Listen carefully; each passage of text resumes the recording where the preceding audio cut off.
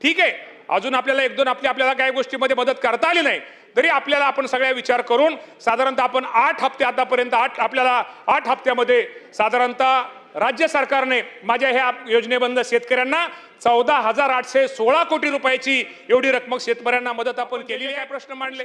आपल्याला माहित आहे की माझा हा शेतकरी हा अडचणीत आहे. माझ्या अडचणीत आलेल्या शेतकऱ्याला कुठेतरी मदत केली पाहिजे. राज्य सरकार तर मदत अनेक गोष्टीमध्ये राज्य सरकार मदत करते, अनेक बाबतीमध्ये मदत करते, अनेक योजनेच्या माध्यमातून मदत करते. तुम्ही पीएम किसानचं आपल्या सगळ्यांना माहित आहे की या योजने पीएम किसान सन्मान योजनेच्या निधीच्या बाबतीमध्ये आणि नमो आपली राज्याचे नमो शेतकरी ही महासन्मान योजनेच्या बाबतीमध्ये आतापर्यंत आपल्याला माहिती आहे की प्रति हप्ता 2,000 रुपयाप्रमाणे वर्षामध्ये आपण 6,000 रुपये असे आपण 3 हप्ते सगळ्यांना देतो.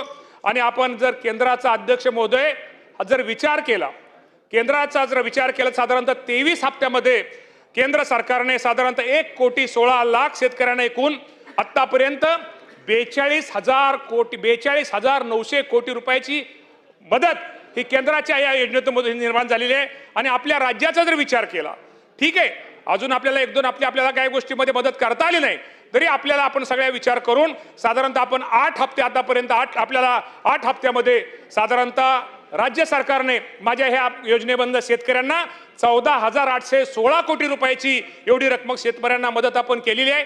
आणि शेवटी मदत म्हणजे काय, आपण शेतकऱ्यावरती उपकार करत नाही. शेवटी शेतकरी हा आपल्याला माहिती आहे की आपला राज्यामध्ये आपला शेतकरी हा केंद्रबिंदू आपला हा मेन घटक आहे. शेवटी या शेतकऱ्याला मदत करणं, शेतकऱ्याला सहकार्य करणं, अडचणीच्या काळामध्ये दुःखाच्या काळामध्ये या शेतकऱ्याच्या पाठीमागे उभं राहणं हे शेवटी राज्य सरकारचं काम आहे. मला वाटतं सावरकर साहेब का कुणीतरी एखादी कापूसच्या